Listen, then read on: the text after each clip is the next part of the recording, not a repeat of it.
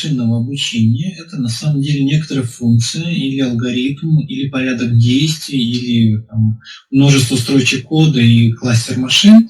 То есть по факту некоторая вычислительная особенность, некоторый вычислительный алгоритм или функционал, который по набору входных параметров, обычно их не очень много, может быть десятки, сотни или тысячи значений, одних каких-то значений, например, наборов датчиков или измерений, или курсов акций, или физических явлений, то есть просто набор чисел, может быть, категорий, выдает какой-то ответ или оценку ситуации, или необходимые действия, которые нужно предпринять, либо какое-то число, как показатель неизвестного параметра, либо категорию, либо говорит, что, скорее всего, этот набор значений, он у нас является, например, аномалией.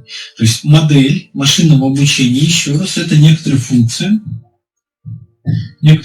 которая ставит в соответствие данные, некоторый образец данных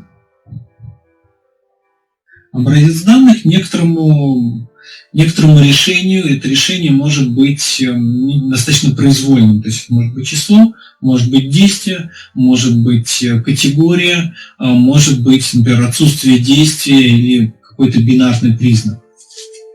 Данный результат, напишем так. То есть этому результату может быть, мы можем обучаться на ранее известных результатах, можем не обучаться подкреплением, можем просто исследовать некоторую среду. Так вот, чтобы получить эту функцию, эту модель машинного обучения, нам нужно провести достаточно сложный процесс, который в том числе включает сбор данных, постановку задачи и так далее, и так далее. Мы этот процесс последовательно разберем в следующих уроках. Процесс начинается всегда с выбора данных, которые есть, то есть выбор источников данных, даже так лучше.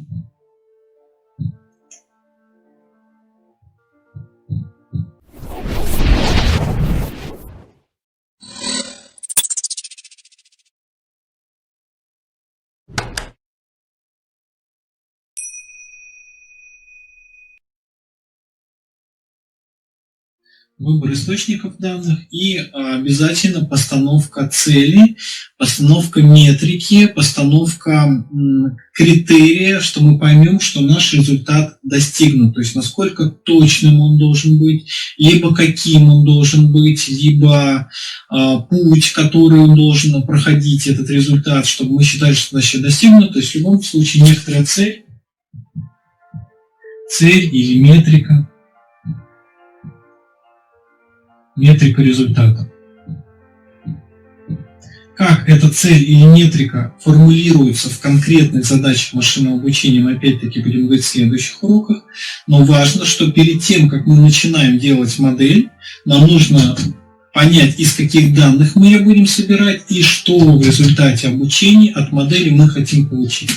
Без этих двух основополагающих блоков дальнейший процесс машинного обучения примерно бессмысленный. После того, как мы это определили, значит, у нас идет процесс сбора, очистки и объединения данных, он условно называется ETL, поговорим в следующем уроке о нем.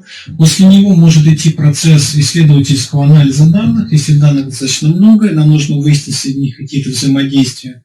Соответственно, исследовательский анализ данных может дать какие-то результаты уже в процессе обработки. Он обычно проявляется единожды, то есть мы что-то поправили в процессе обработки данных, вернули результат, и дальше мы уже, основываясь на этом результате, готовы двигаться дальше.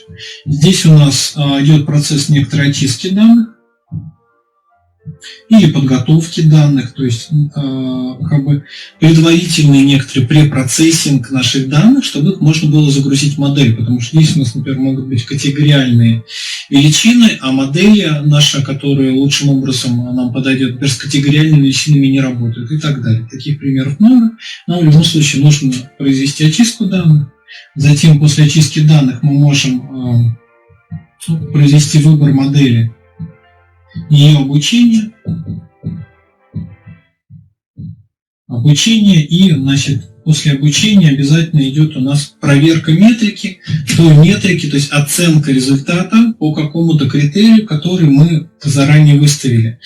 Для разных задач выставляются разные критерии. То есть, если у нас задача регрессии, мы хотим, например, по методу наименьших квадратов узнать соответствие, может быть, по логарифмической функции потерь. Если у нас задача классификации, то нам нужно, естественно, использовать РК-метрику или матрицу неточности, или мы можем ограничиться полнотой и точностью решений. Если же у нас, например, обучение с подкреплением, мы хотим минимизировать потери наши, например, в деньгах, которые мы получаем при игре на бирже и так далее. В любом случае, после того, как мы выбрали модель, провели ее обучение на каких-то наших данных, исходных данных, то есть без данных модель не обучается, либо без какого-то тестового взаимодействия со средой, то есть тестового баланса на бирже, который модель должна проиграть, прежде чем она начнет выигрывать.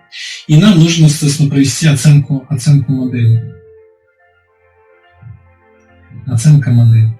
То есть когда мы завершаем эти 3 шага, мы можем вернуться к выбору модели, если наша оценка окажется неудовлетворительной, то есть мы все сделали, но все плохо. Мы можем вернуться, например, к процессу ETL, сказать, что нам недостаточно данных, или даже вернуться к выбору источника данных, потому что у нас данных недостаточно, чтобы даже самая лучшая модель, которая у нас есть, работала точно, то есть работала с нужной нам целью, с нужной метрикой результата, значит, нужно больше данных, их можно получить в разных местах, и мы в следующих уроках подробно разберем, как нам данные улучшить при очистке, как нам их улучшить при предварительной обработки, и как их улучшить, например, при обучении модели. Есть тоже различные методы. После того, как нас устроила оценка модели, модель готова к внедрению, и здесь она уже в виде какого-то черного ящика, либо набора функций, либо набора оборудования, на котором находится обученная нейросеть, либо просто пакет с обученной нейросетью отгружается, например, на мобильное устройство, чтобы делать дипфейки или улучшать качество изображения. То есть здесь у нас уже идет интеграция. В целом так выглядит процесс машинного обучения. Мы в следующих уроках посмотрим по шагам, за что каждый из этих блоков отвечает. И получение модели машинного обучения начинается с выбора источников данных и целей или метрики, которые мы хотим достичь, и потом через работу с данными, с большими данными обычно, выбор модели, ее обучение, ее оценка, такой итеративный процесс выбора модели, построения модели, ансамбля моделей, и после достижения точности необходимой модели, естественно, интеграция. Понятно, если точность не достигнута, то задача не решена, и в итоге у нас модель машинного обучения не построена. Но мы это в данном курсе не рассмотрим.